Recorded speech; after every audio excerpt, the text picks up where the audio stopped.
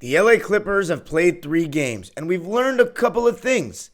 In today's episode, I'm going to be going over the good and the bad from the first 3 games and previewing the upcoming doubleheader at Oklahoma City. That's on today's Locked On Clippers. You are Locked On Clippers, your daily Los Angeles Clippers podcast, part of the Locked On Podcast Network, your team every day.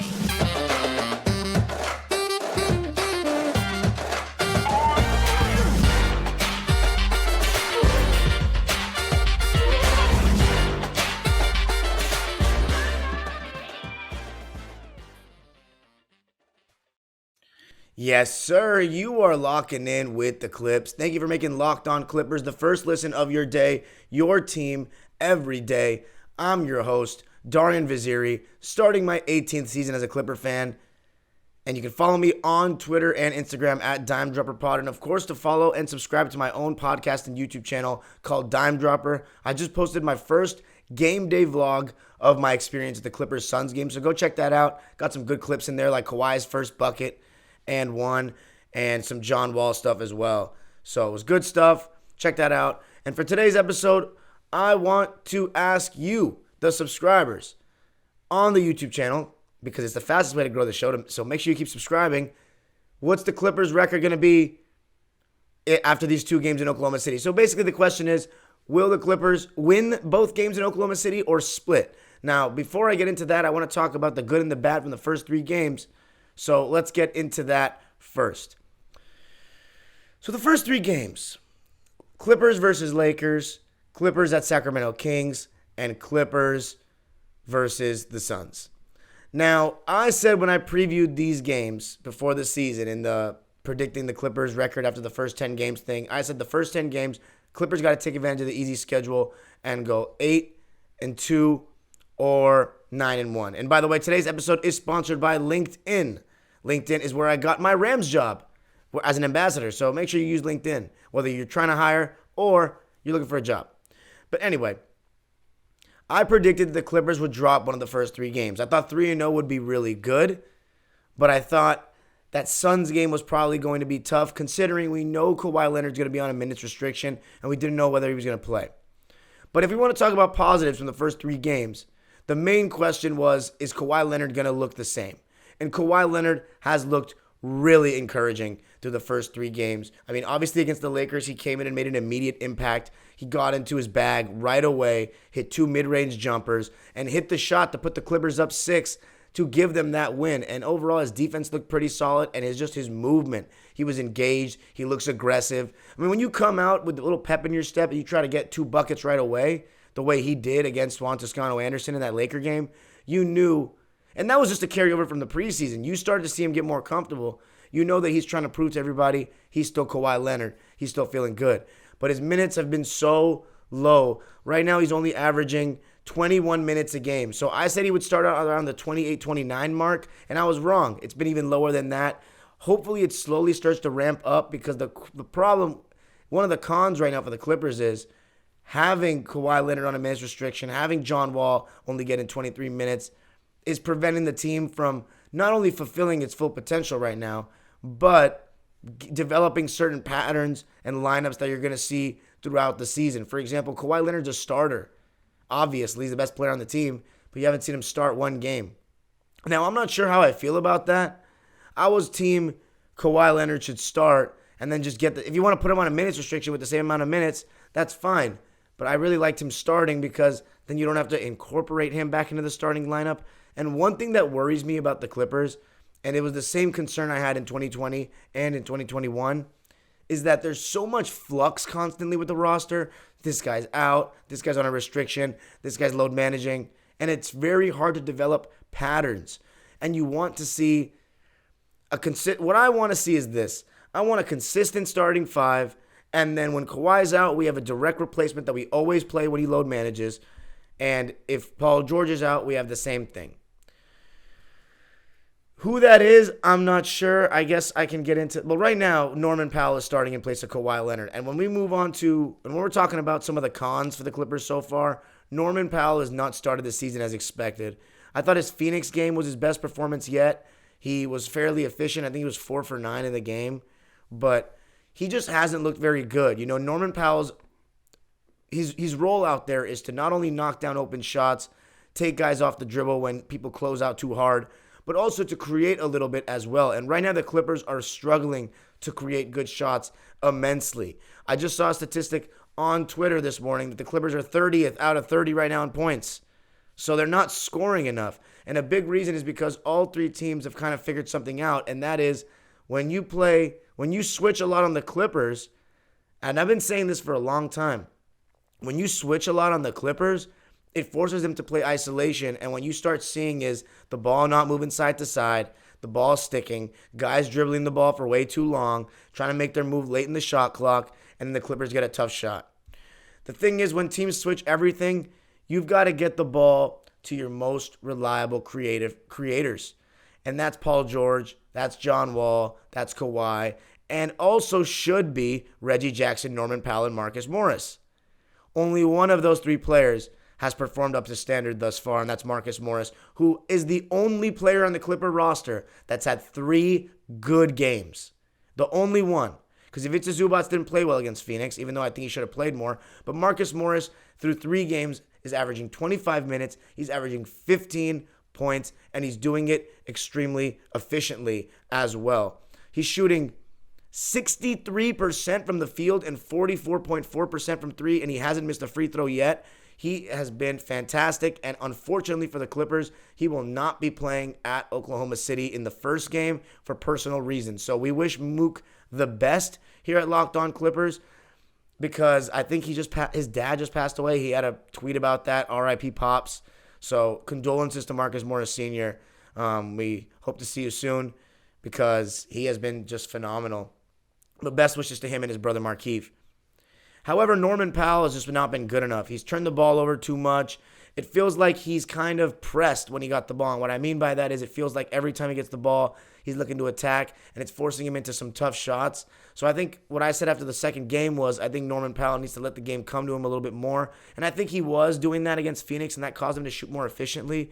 But you just need more. I mean, where's the Norman Powell we were seeing at the end of last season when he first got traded to the Clippers? The biggest difference was he was coming off the bench. So should we make that adjustment? Now, when Kawhi Leonard comes back, you're going to see that adjustment. But should they make it now? There's an option. Do you start Luke Kennard? That puts you with Reggie and Luke Kennard, though that could be too small in the starting backcourt for my liking. So I'm not a huge fan of that. And I do like Luke Kennard coming off the bench. What about Nico Batum? That leaves you a little thin on the bench, considering that Kawhi Leonard has not been just coming in with this. Kawhi Leonard hasn't just been coming in with the bench in the end of the first quarter. He's been coming in like middle of the second quarter or at like the 8-minute mark of the second quarter.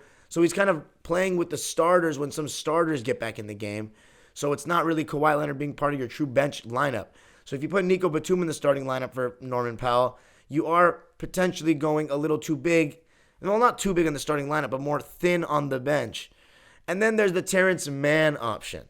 Now, Terrence Mann has become, as of now, kind of the sacrificial lamb in terms of minutes. He's getting 10 minutes a game right now, which is the lowest of the 11 rotation players that I've so frequently discussed.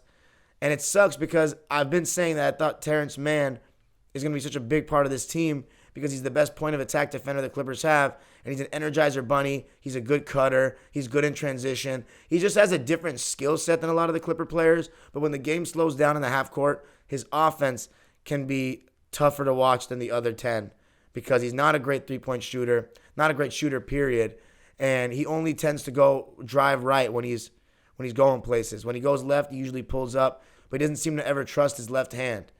And I really like Terrence Mann. He's one of my favorite players on the team, maybe my favorite. But him starting could actually kickstart him a little bit and give him some confidence and could give the Clippers a better defensive start. The only thing is, are you too thin, again, on defense coming off the bench? You got John Wall, you got Luke Kennard, Norman Powell. But John Wall and Norman Powell are a little bit bigger, so I don't know. I think it's worth a shot.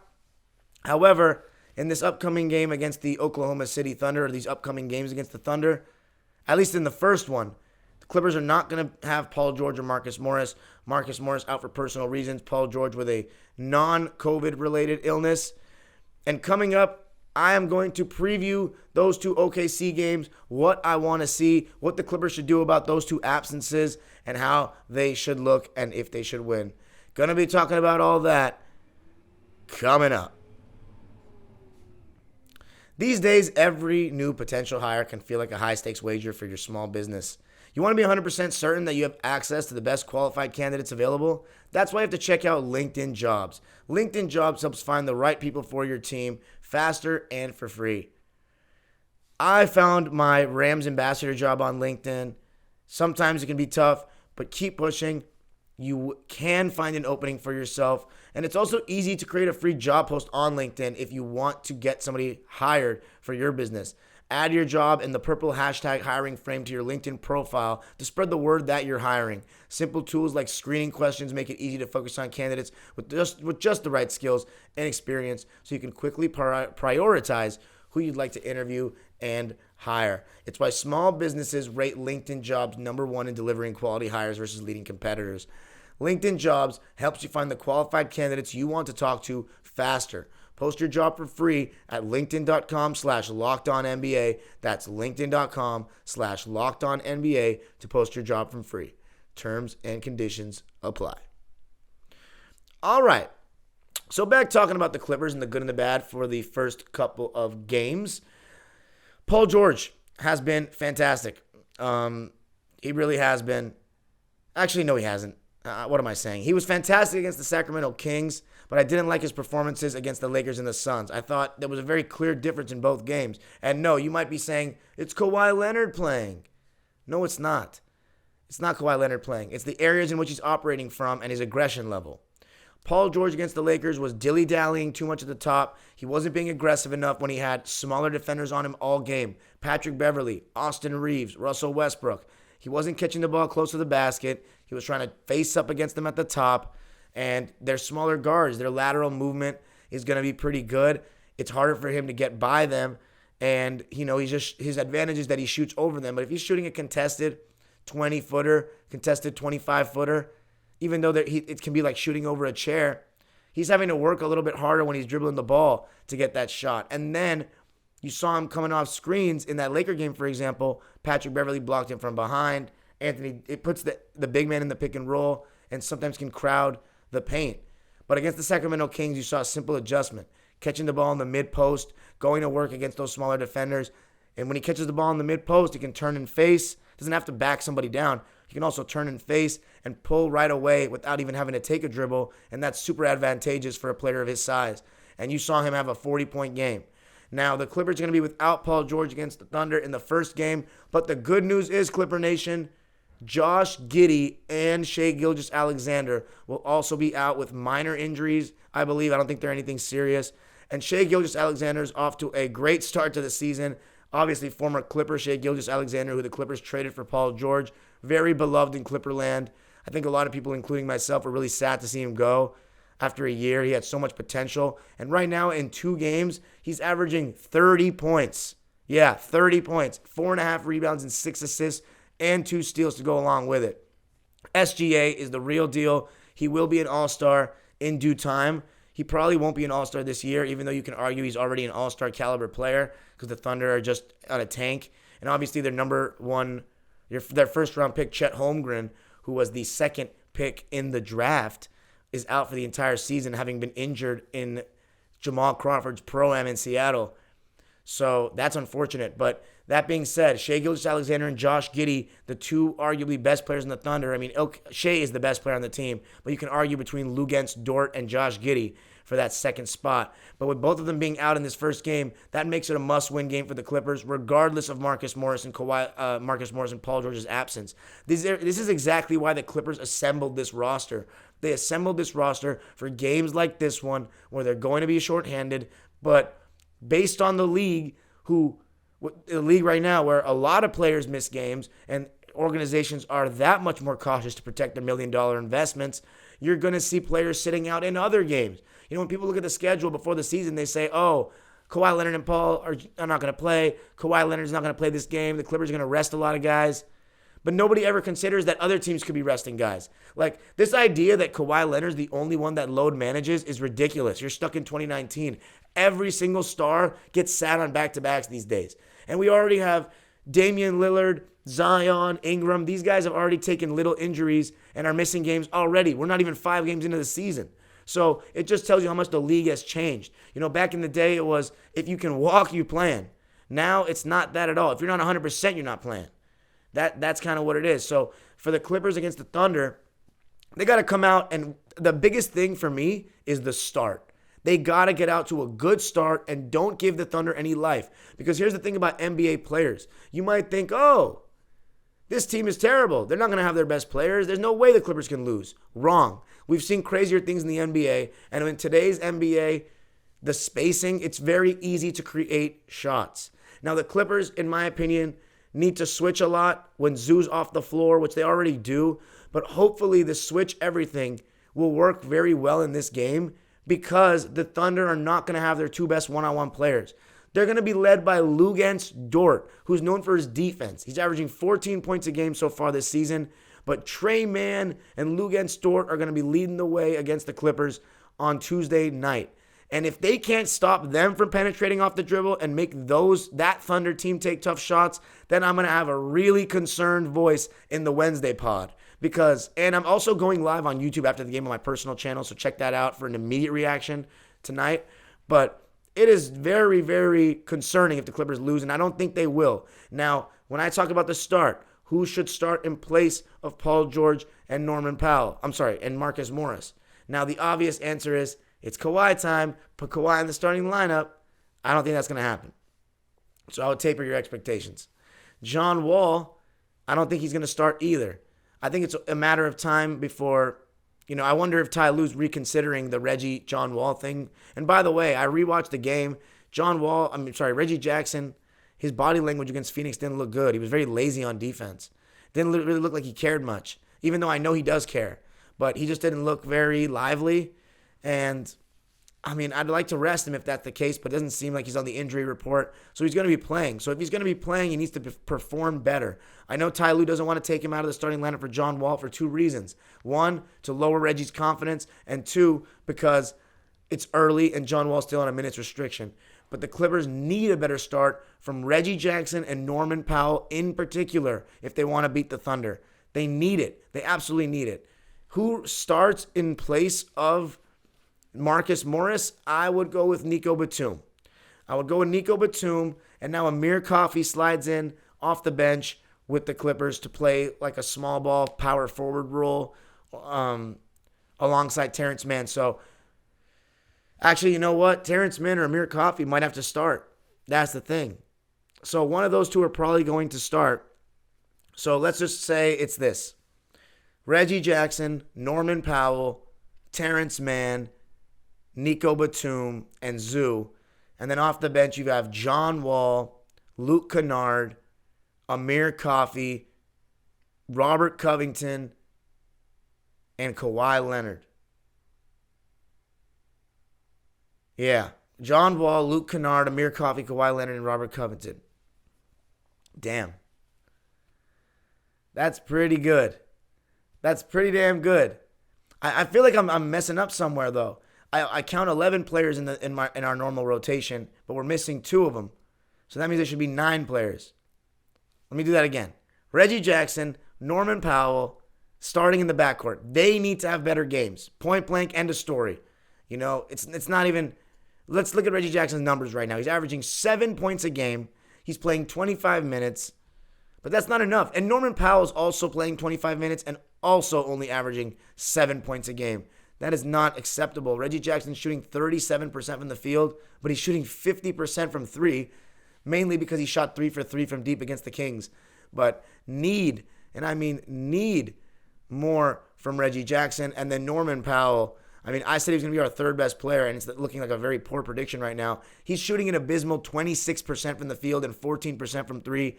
That's just not acceptable. So he needs to be much better, and I think he's going to be better. But as I said, those are the 2 in the backcourt. You start Terrence Mann, you start Nico Batum, and you start Zoo. That's 5 guys right there. John Wall off the bench alongside Luke Kennard, Kawhi Leonard, Amir Coffey, and Robert Covington. Wow, that's 10 guys. Well, I don't know where I'm going wrong, But Clippers are stacked. They should absolutely win this game. And I think Ty Lue should play Zubac a lot more. And I also want to say this. I did some research today, and I looked up the lineup data for the Clippers thus far this season. And please take this with a grain of salt because it's a small sample size. But through the first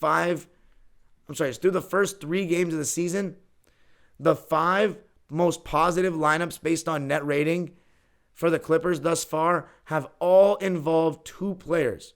2 players that are both of which are in all 5 of the Clippers' best lineups thus far this season, Paul George and Ivica Zubac.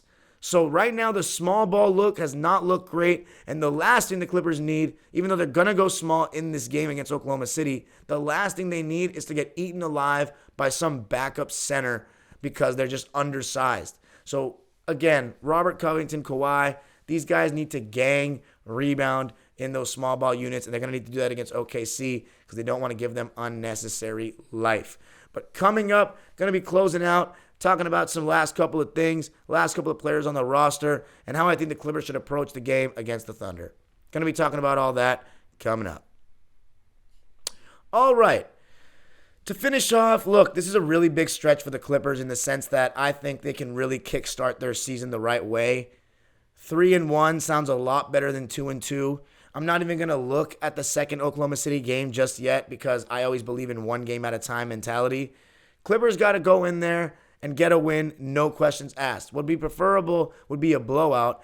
So how I think they should approach the game is Ivica Zubac in drop coverage on defense to start, and then switching everything when Zoo's not in the game. I think Zoo should still play 30 minutes, try to put Zubac in the pick and roll offensively, try to make the Thunder make tougher decisions. And when you have a big roll threat roll into the basket like Zoo, that forces guys that are guarding shooters to have to come help out because naturally a guy like Reggie, Paul George, well, Paul's not playing, but Reggie, Norman Powell, you got to send 2 at them on a screen. When they get a screen, you can't just leave them open for that jump shot or that floater right after. You've got to step up, which leaves Zubac rolling in the basket, and obviously somebody helps the helper.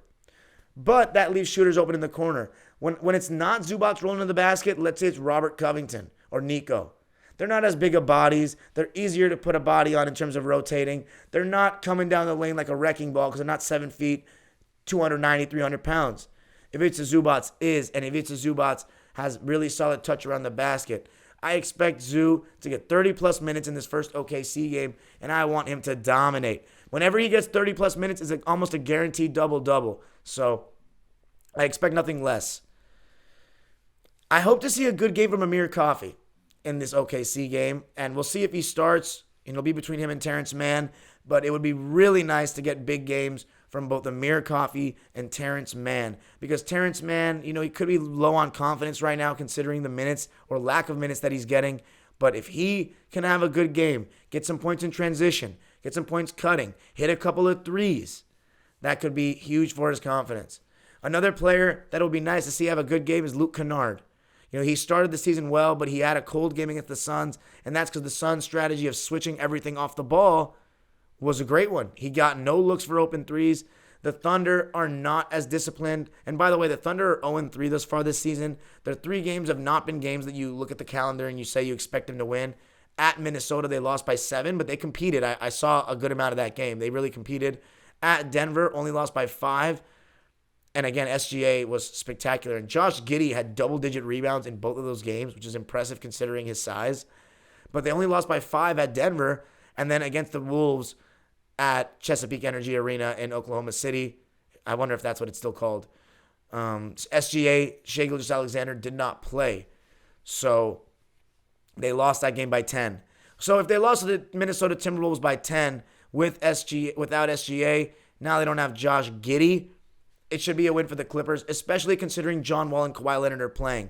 Will they get more than their 21 minutes? Will they get 25 minutes? It would be nice to see them play 25 minutes and hopefully win decisively. I think this could be a really good game for Kawhi Leonard to score 15 or more points because it's just a weaker team, straight up. No offense to any Thunder fans listening, but Kawhi Leonard could be big time in this game. And plus, what's great about it is he's going to play, unless there's any unforeseen circumstances, he should be playing the second game on Thursday against them because the Clippers have Wednesday off. So got to take advantage of these 2 games. If they come out of these 4-1, then that Phoenix game is quickly forgotten about and we move. Because the best thing about basketball, as I said in the last podcast, you don't got to wait a week like soccer or football to get back out there. Your team will play in a day or 2, and yeah, that's just it.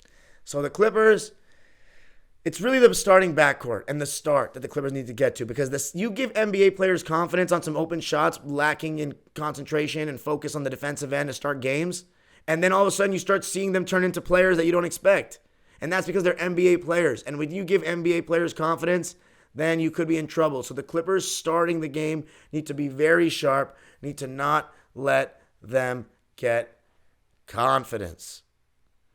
By the way, I realized the flaw in my counting strategy. I never count Amir Coffey when I do the 11. He's the 12th man. So when you count Amir Coffey and you subtract 2, that leaves you with 10 players. So the Clippers can still go 10 deep, and that's not even counting Brandon Boston.